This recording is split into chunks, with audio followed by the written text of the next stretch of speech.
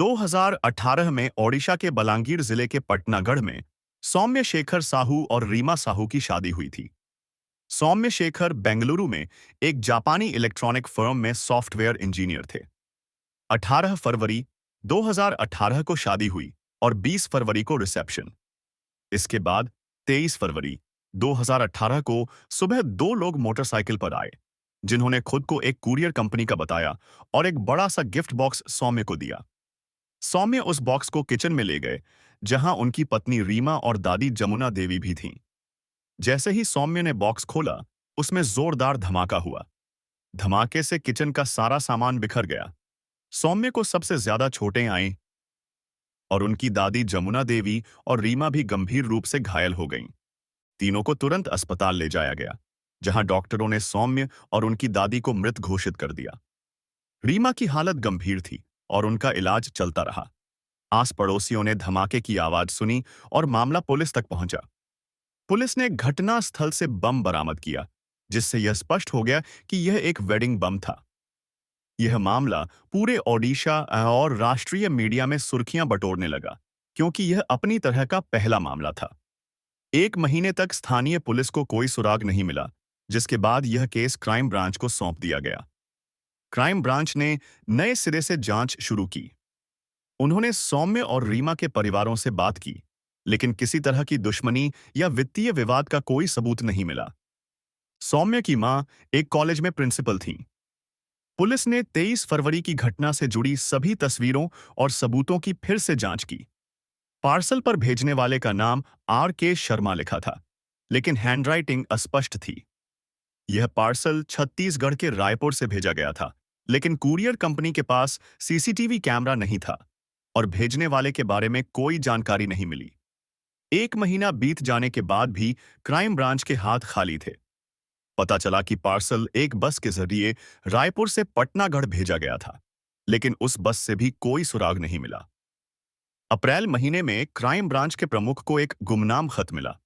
खत में लिखा था कि सौम्य ने किसी लड़की को धोखा दिया था। कई लोगों के पैसे हड़पे थे और प्रॉपर्टी के विवाद भी थे, और इसीलिए यह वेडिंग बम बदला लेने के लिए भेजा गया था। खत में यह भी लिखा था कि भेजने वाले का नाम R.K. शर्मा नहीं, बल्कि S.K. सिन्हा था और इस साजिश में 3 लोग शामिल थे। क्राइम ब्रांच ने खत में दी गई जानकारी के आधार पर जांच की, लेकिन पता चला कि सौम्य की जिंदगी में ऐसी कोई लड़की नहीं थी, न ही कोई वित्तीय समस्या या प्रॉपर्टी विवाद। खत में लिखी हर बात झूठी साबित हुई। पुलिस को लगा कि खत पुलिस को गुमराह करने के लिए भेजा गया था। भेजने वाले का पता लगाने की हर कोशिश नाकाम रही। एक दिन क्राइम ब्रांच की टीम सौम्य के घर पहुंची और फिर से गुमनाम खत में लिखी बातों के बारे में पूछताछ करने लगी। सौम्य की मां को शक हुआ कि पुलिस बार बार एक ही तरह के सवाल क्यों पूछ रही है। तब क्राइम ब्रांच के अफसर ने पहली बार सौम्य की मां को गुमनाम खत के बारे में बताया और उन्हें वह खत पढ़ने को दिया। खत पढ़ते हुए सौम्य की मां एक लाइन देखकर चौंक गईं, कंप्लीटिंग द प्रोजेक्ट। उन्होंने देखा कि खत में एक और जगह अंडरटेकिंग द प्रोजेक्ट लिखा था। उन्होंने पुलिस को बताया कि वह इस हैंडराइटिंग को जानती हैं और खासकर ये वाक्य उनके कॉलेज में एक अंग्रेजी प्रोफेसर इस्तेमाल करते थे, जिनका नाम पुंजीलाल मेहर था। उन्होंने बताया कि पुंजीलाल मेहर उनसे पहले कॉलेज के प्रिंसिपल थे, लेकिन कुछ शिकायतों के बाद उन्हें हटाकर सौम्य की मां को प्रिंसिपल बनाया गया था। इस घटना से पुलिस को एक संभावित मकसद मिला। पुलिस ने पुंजीलाल मेहर के बारे में गुप्त रूप से जांच शुरू की। 22 फरवरी को कुरियर डिलीवर किया गया था और 23 फरवरी को धमाका हुआ था। पुलिस ने मेहर के मोबाइल डेटा और टावर लोकेशन की जांच की, लेकिन रायपुर में उनकी कोई मौजूदगी नहीं मिली। वह उस दिन पटनागढ़ में ही थे। हालांकि हैंडराइटिंग और मां के बयान के आधार पर पुलिस ने पुंजीलाल मेहर को पूछताछ के लिए बुलाया और हिरासत में ले लिया। पूछताछ के बाद मेहर ने सच्चाई कबूल कर ली। उसने बताया कि उसने ही वेडिंग बम सौम्य के घर भेजा था। उसकी सौम्य या रीमा से कोई दुश्मनी नहीं थी और वह सौम्य की शादी और अंतिम संस्कार में भी शामिल हुआ था। उसने बताया कि वह सौम्य की मां से बदला लेना चाहता था, क्योंकि उनकी वजह से उसकी प्रिंसिपल की कुर्सी चली गई थी। उसने तय किया था कि वह इस परिवार को खुश नहीं रहने देगा। शादी की खबर सुनकर उसने सोशल मीडिया और इंटरनेट से बम बनाना सीखा। उसने दिवाली के पटाखों से बारूद निकालकर सुतली और धागे का इस्तेमाल करके बम तैयार किया। बम को पार्सल करने के लिए वह 200 किलोमीटर दूर रायपुर गया।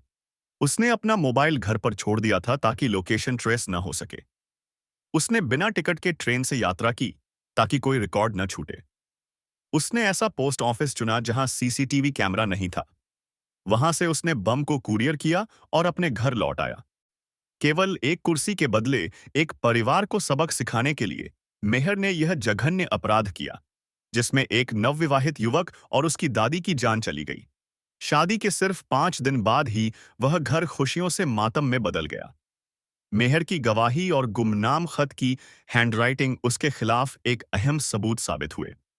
इस मामले में 26 मई को पटनागढ़ जिला अदालत ने अपना फैसला सुनाया। यह देश में किसी पार्सल बम या वेडिंग बम मामले में सुनाया गया पहला फैसला था।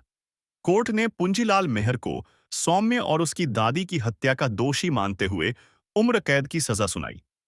सरकारी वकील ने मौत की सजा की मांग की थी, लेकिन कोर्ट ने इसे विरल से विरलतम, रेयरेस्ट ऑफ रेयर मामला नहीं माना। कोर्ट ने तर्क दिया कि हालांकि हत्या का तरीका नया हो सकता है, लेकिन हत्या का मकसद बदला पुराना था।